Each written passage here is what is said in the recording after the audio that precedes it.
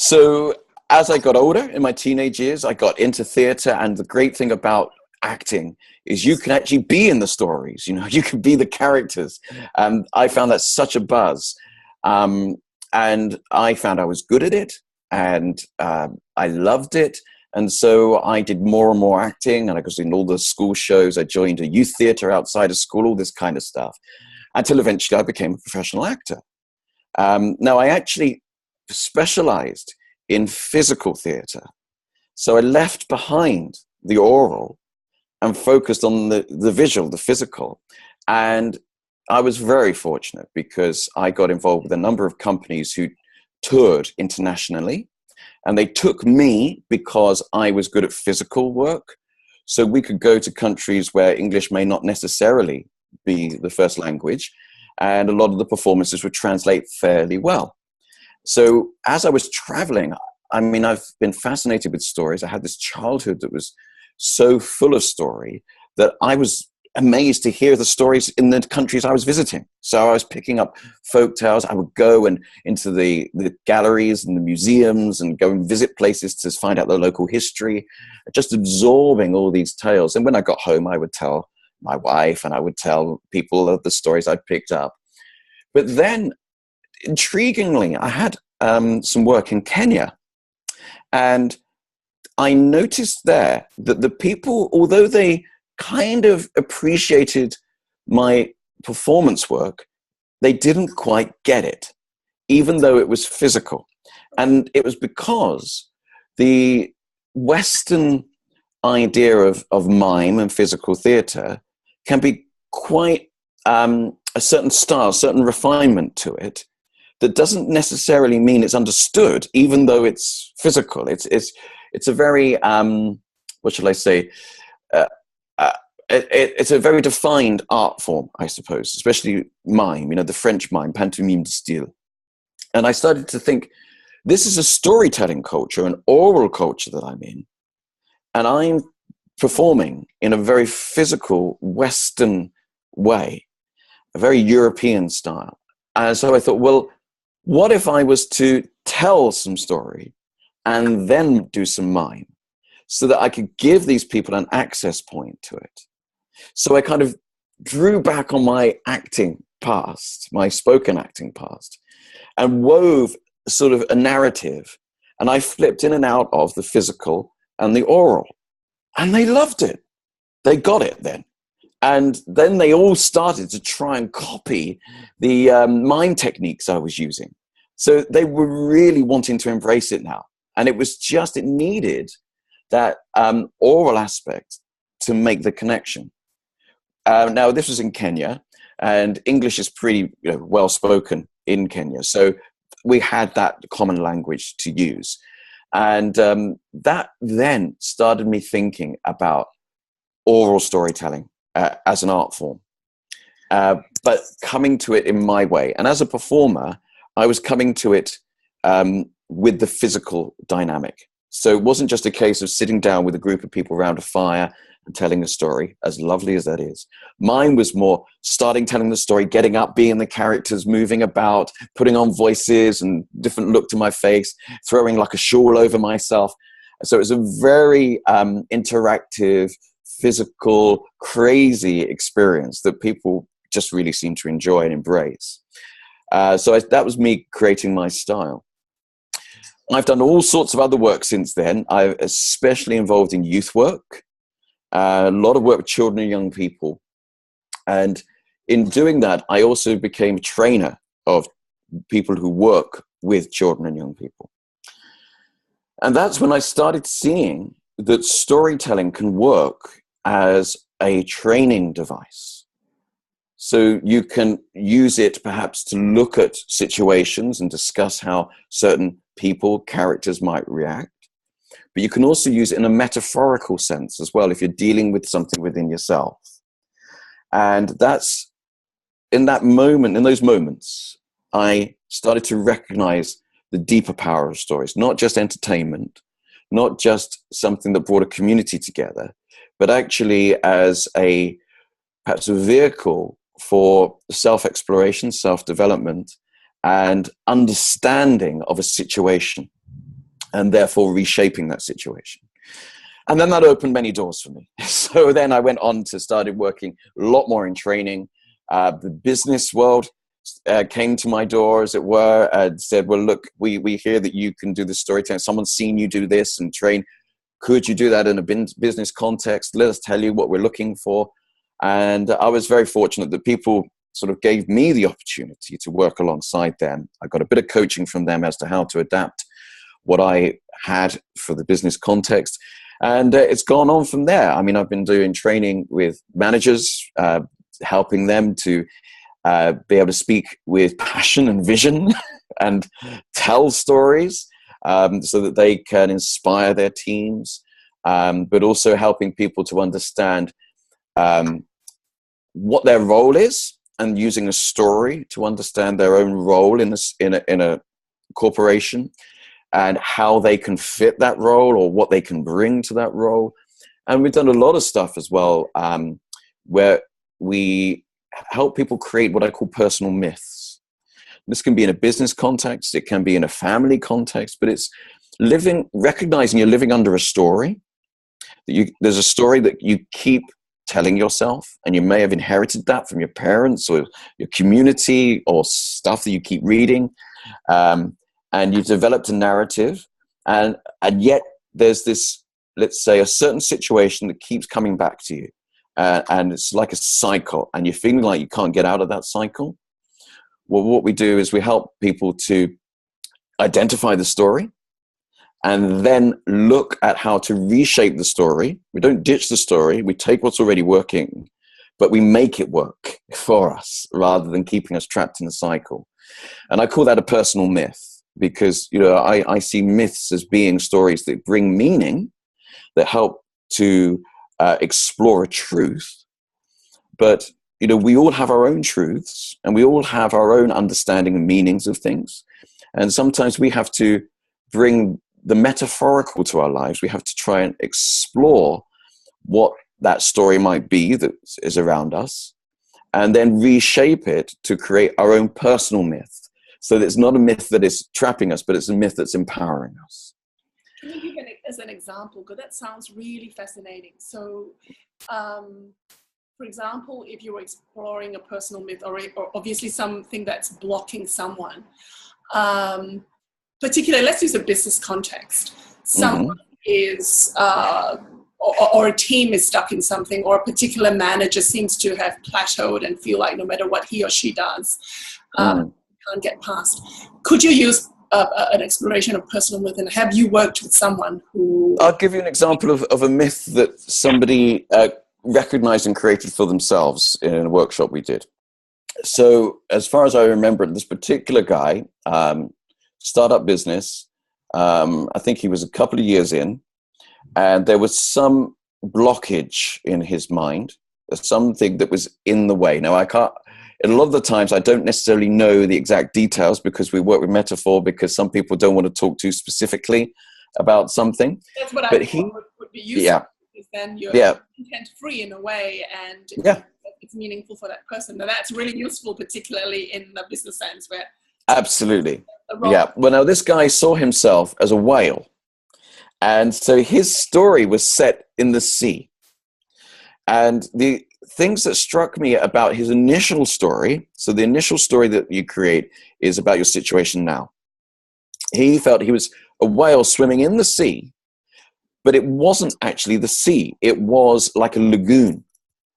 And the way out of the lagoon was he was trapped by a mountain. So there were channels of water coming around the mountain that filled the lagoon, but as a whale, he couldn't get out of the lagoon into the ocean. And as we explored that story and started to think, well, as far as that story is at that point, the ending is, and the whale is stuck. So the thing is how to get the whale out of the lagoon and get him into the ocean.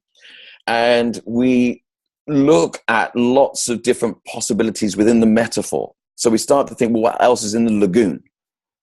And he started to recognize there was seaweed, there were crabs, there were fish, this kind of stuff.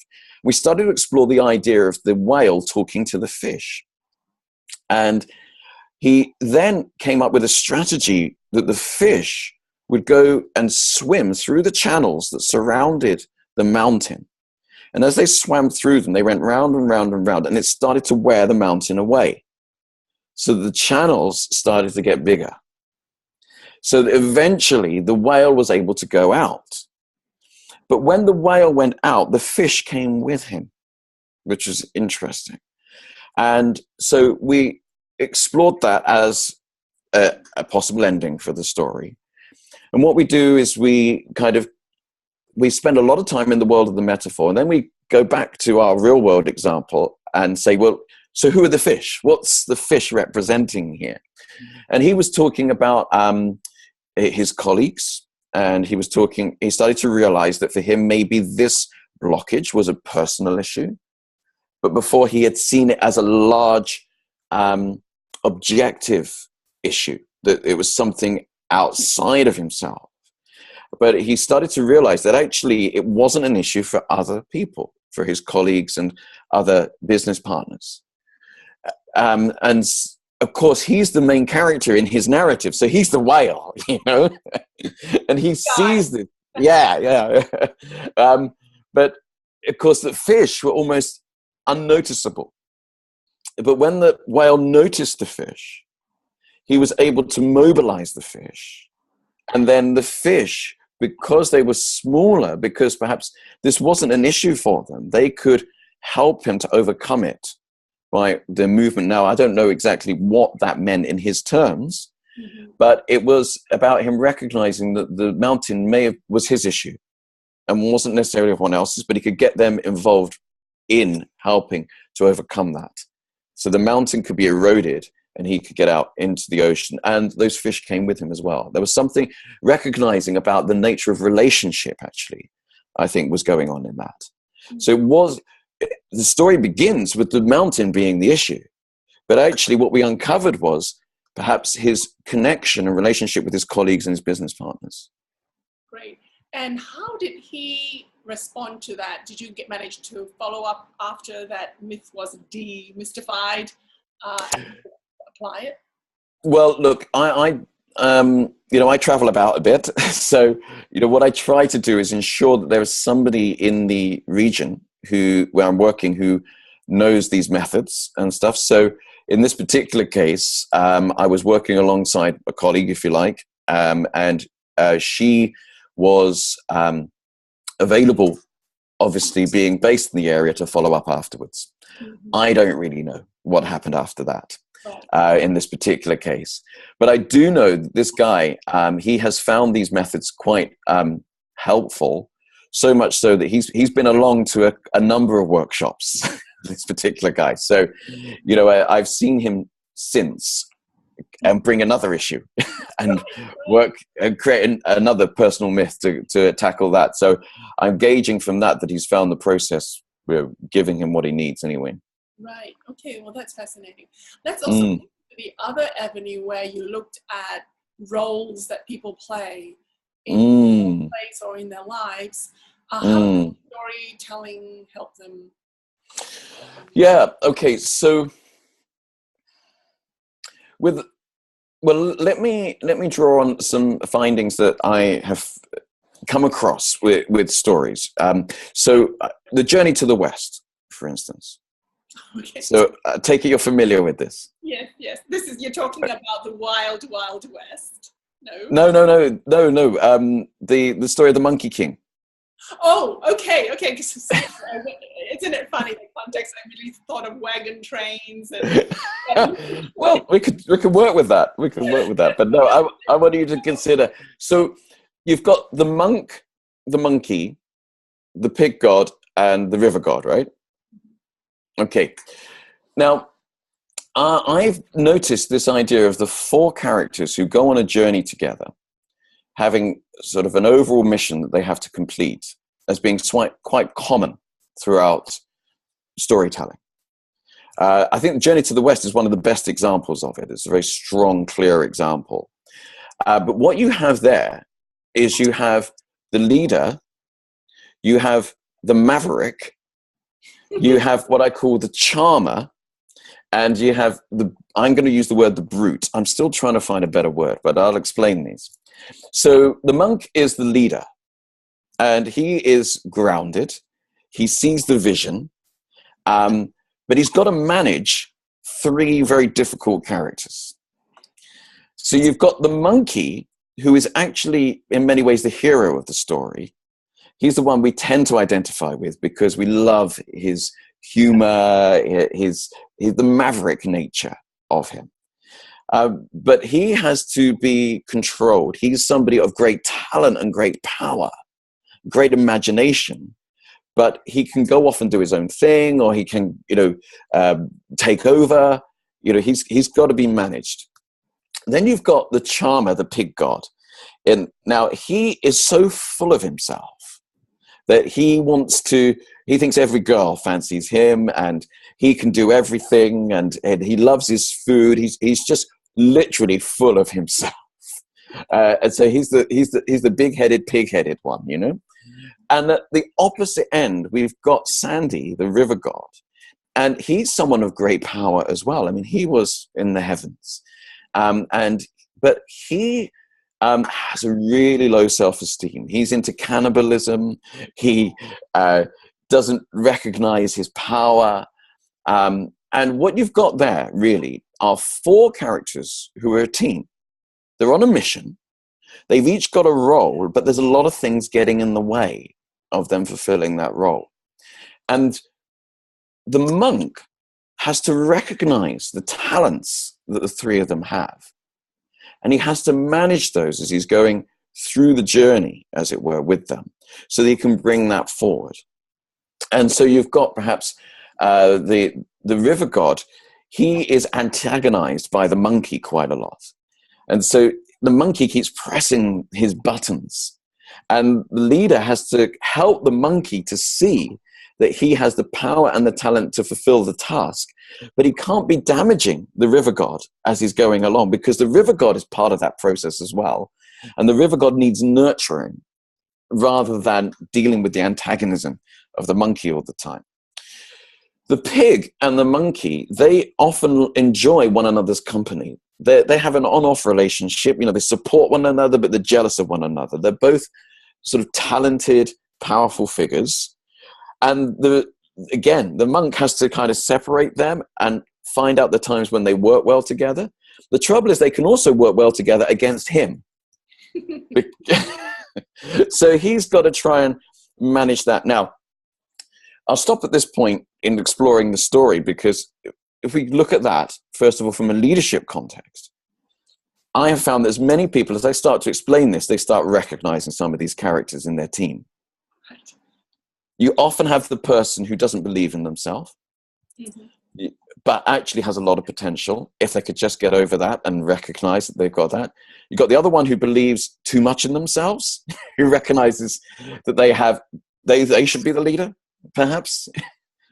And then you have the other one who is incredibly talented, but just not disciplined, and is creating all sorts of havoc because they run off on stuff without checking with you, and these kinds of things. So the story, we can often explore with that. And there are others. I'll give you some other examples. So are you aware of the A-Team, the American TV show? Yeah. And there was a film recently. It almost works the same. You've got the leader, the maverick, the brute, and the charmer in there. If you look at, sorry, I've just gone blank for a second. In Marvel, Marvel heroes are a big thing at the moment. The Fantastic Four work like this. And then you've also got, there are other stories. It even happens in Lord of the Rings, actually, amongst the hobbits. And you find it happens, there's an English classic called The Wind in the Willows. And there are four characters: the toad, the rat, the badger, and the mole. And now, the interesting thing is, with all these stories, the same tensions and support mechanisms are happening between the four characters. So we can reflect on any of those. We can use anyone that kind of works with the people that are in the workshop and start to look at some of the situations that are presented and how the leader has to try and manage those characters.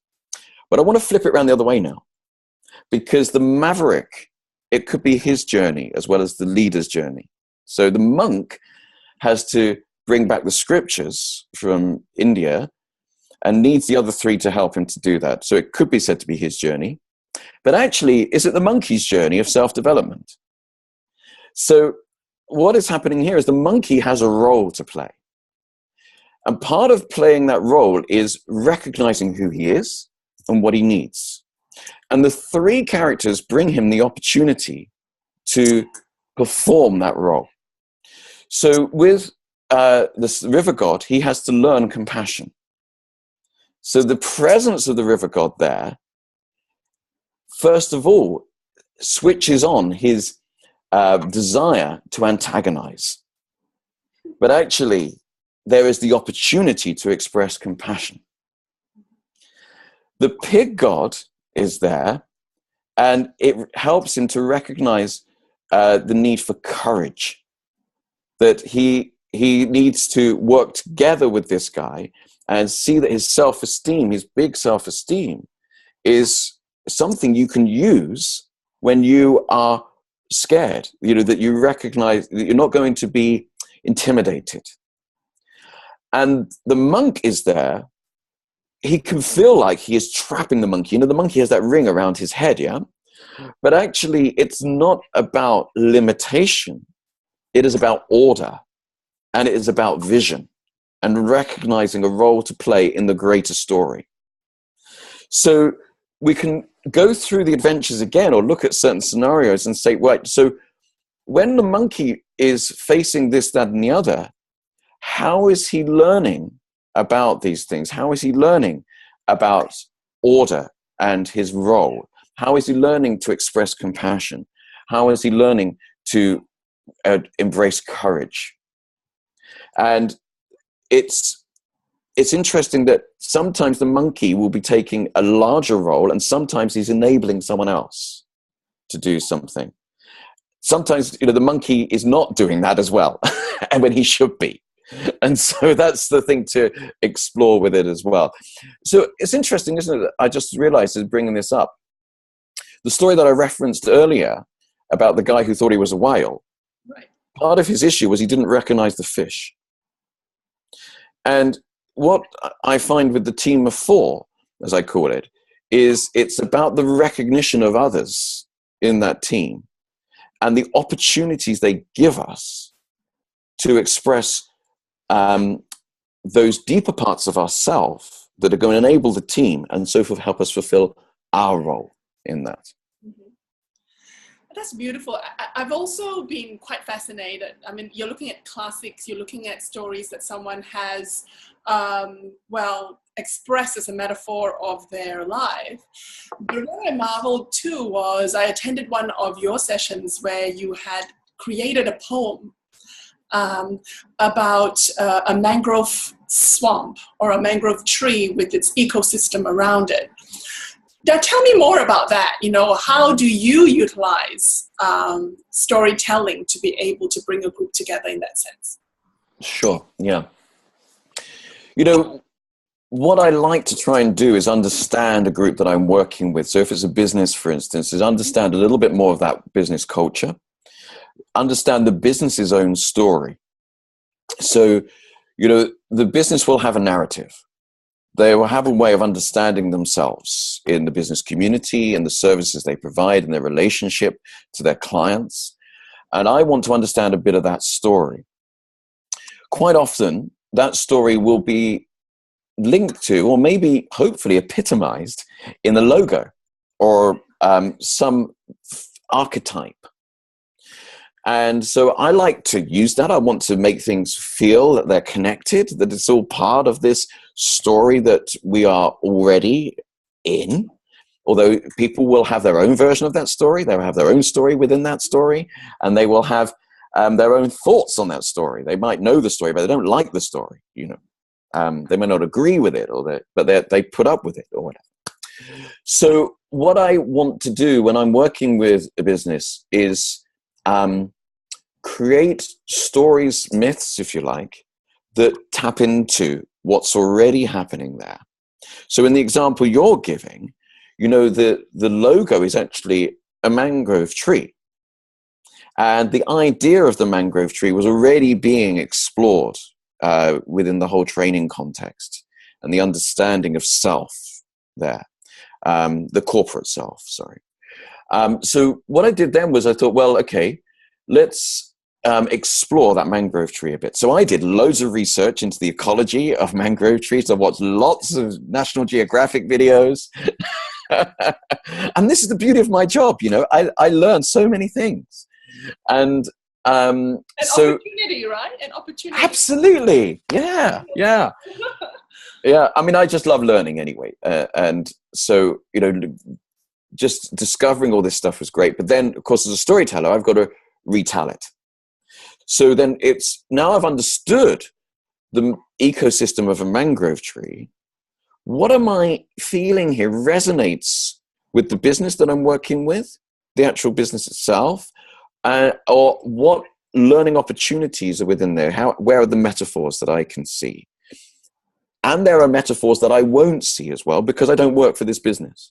So I'm not actually in that environment from the inside, but I sometimes sense that there is potential for some exploration in something.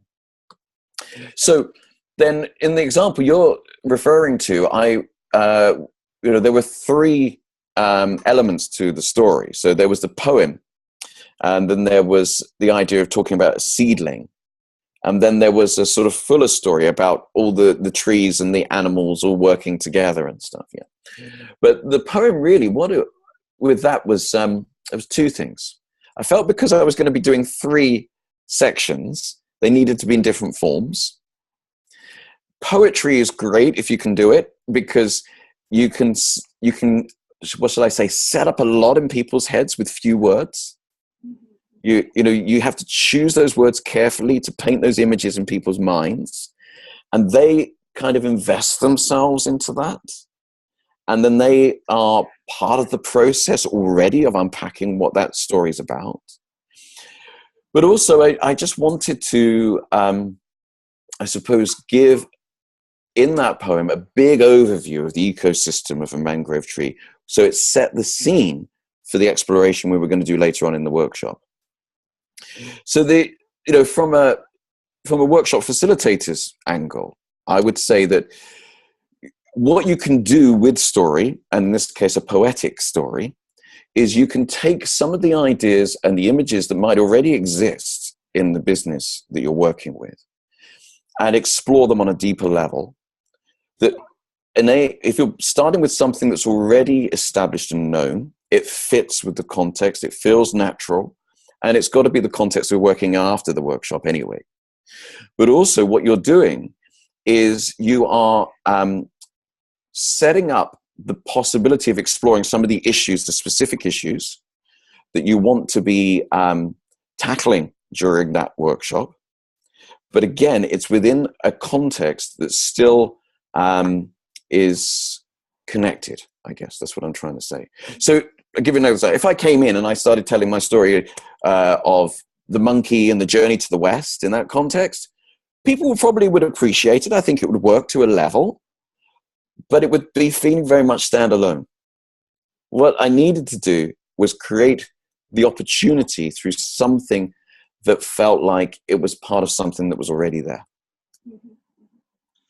Well, I'm also then fascinated because you brought up the fact that there was an ability for you to teach managers to use stories in their communication and presentations. Obviously, you wouldn't have enough time and depth, and they wouldn't have the skill that you have and experience to be able to explore the avenue of like poetry and all that to what you do. But how do you teach them, and what do you teach them? What aspects? Okay. Yeah. Sure. Well, look, quite often what I'm asked to do is to work with managers to help them to be able to use storytelling in a variety of contexts to work with their teams. And we normally do this over 2 days. And we have maybe about 15 people. And during that time, we start with exploring stories, first of all, just stories that have spoken to them, stories they've enjoyed.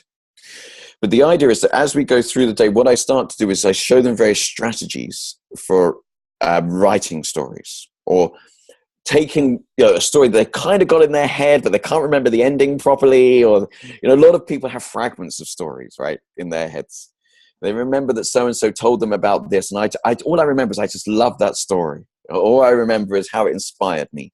And they can remember a scene or whatever, but that's fine. See, if you can remember that scene, then we can work with that. So I show them how to take the scene and then extrapolate out. So they end up with a narrative. And then we look at different ways of, first of all, telling that narrative. You could say, let's say that there's event A, B, C, and D in that story. But what if you started with C and then you backtrack to A and then you finish up with D? You can tell the story if you put it into 4 scenes, if you like. You swap them all around. We try all these different ways of telling the story so that they find the better way of working with a narrative. And that is almost like, for a lot of people, that's quite revolutionary. But it is really effective, because if you can have the 4 scenes in your head and you can swap them around, then you can engage with a number of different issues using the same story. You don't want to be doing it with the same group of people. So they can extract just that part, say part C. Yeah. Not worry about the rest, because they can just use that. They can expand part C. Yeah. Yeah. But, quite often, people talk about a story needs a good beginning, middle, and end. And that's true. But I think that level 2 is the story is about what you don't tell people. So, if I'm telling you a story, I want to be setting up some things so that I create that loop so that at the end of the story, you go, okay. And it's that moment that gives the story its power and makes the people think, on the one hand, oh, that's clever. But also, they've invested in it because they're trying to work out, well, hang on a sec, I don't think I've got all the information here. What's going to happen? And then they're hanging it, and then they get it, and then they want to tell that to someone else. And it's in that telling that you are beginning to allow that story to go deeper within you and start to help it to work. So this is what I teach a lot of people, is how to choose what to leave out of the story rather than how much to tell, So then by the end, what we do is that by the end of it, everyone gets up and they've got to be able to tell a story for 5 minutes. And 5 minutes is quite a long time to keep a story going, and there are others who want to do like 20 minutes and it's good for them to do 5 as well. Yeah, but the idea is, but also along that journey, then once we've kind of established the narrative, the ways of working the narrative, and we do a few memory games as well. I try to get them to understand how a story works to help your memory. It's not a case of getting anxious about, can I remember the ending? It will be there. You just got to put your brain in the right place. But the thing is, we also do just some practical speech and presentation work alongside that as well, so that they can really make the most of how they're telling that story. And that's drawing obviously on my own actor training and my own obviously years of experience in telling stories in a number of contexts. And as I say, at the end, they get up and tell the story. Now, those stories they tell, they often end up as quite a variety. You get some people who are more naturally drawn to the metaphorical, and they will tell a story that illustrates a certain point or inspires a certain way of thinking. You get others who want to tell a story from history. So an example I'm thinking of is a workshop I did on innovation. The stories of innovation. This particular client wanted their workforce to be able to keep sharing stories of innovation so that they create a culture of innovation. So some of those people were drawing on stories from historical examples of innovation, Thomas Edison, for instance, or Nike, Crocs, these kinds of things. So helping them to tell that historical story in a way that is compelling and short and empowering, And then we had other people who were telling stories from their own life. So, so you've got those three aspects: metaphorical, the anecdotal, and the historical. Nice, nice. So, and I'd probably like to sort of explore, maybe as one of the last avenues on stories, is we all live under different myths with maybe archetypes in our life, and so if you thought of a bigger context beyond business, just in terms of people, how do you think stories have influenced some of the behaviors of our society today? Have you worked with stories at that level? Certainly with young people who might be trapped. Yeah, look, I work with stories, in that, I mean, I suppose it's a little similar to some of the personal myths that I was talking about, and they were more particularly in a business context, but we're sort of broadening it a bit. I guess, I've worked a lot with young people about the stories they are living under. And, this is on two levels in some ways, because the stories they could be living under would be, well, if you don't do things and following the same pathway as your parents, then you pretty much have got no hope. And that's one story that they've kind of heard a lot. And they have another story, which is kind of under there, which is saying, but I want to do this, and I think it can work. Yeah, but they don't match very easily. And it's helping young people to listen to that inner voice, listen to that story, and then work out how they can articulate that to those who are telling the other story. So in this case, their parents, for instance. But and you see, this is one of the key things. It's not just about recognizing the story you live under. It's not just about changing that story or coming up with your own ending. It's knowing how to tell it as well. Because you can find your own truth, you can find your own goal, your vision, but you can't get there alone. It's a very tough job trying to get there alone. You have to bring other people on the journey, or you have to match with other people's journeys. That's the trick, is being able to tell the story. And so it's helping people to rehearse that in many ways. Now, I use a lot of drama skills, and there's a whole branch within theatre called forum theatre. And you've been in some of these workshops with me, actually. And the thing is, it's a very flexible form, but it's essentially about setting up a scenario that is creating conflict or is stopping you in some way, and reenacting that scenario, but trying out different strategies and rehearsing, as it were, what it would be like when you leave the room. Mm-hmm. And I found this to be very helpful, especially young people love it, because on two levels. A lot of them love the chance to try it out. Mm-hmm. And they love looking at all the different possibilities of how they could tell that story, what might happen. But also a lot of kids don't like doing it, but they love watching it. And you can from watching, right? Yeah, exactly. Because you see all the different things that people are doing and trying, and you think, well, I would have done that, or I would have said that, or no, I wouldn't have done it that way.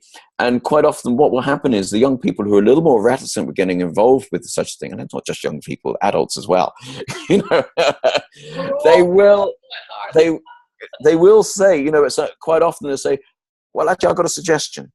And they don't want to act it out themselves, but there are others who will act it out for them. So, it's great that they get drawn in and they have an idea of how to make it work. And then I often find, because that experience is so exciting and empowering, once the session's over, people are still talking about it. And they're still talking about strategies, different ways of dealing with a situation and stuff. But just, you mentioned archetypes, and I would like to just sort of touch on archetypes a little bit. Archetypes are fascinating in that they exist, right across the world. And, Carl Jung really went to town on this whole concept. And what I find about the archetypes is that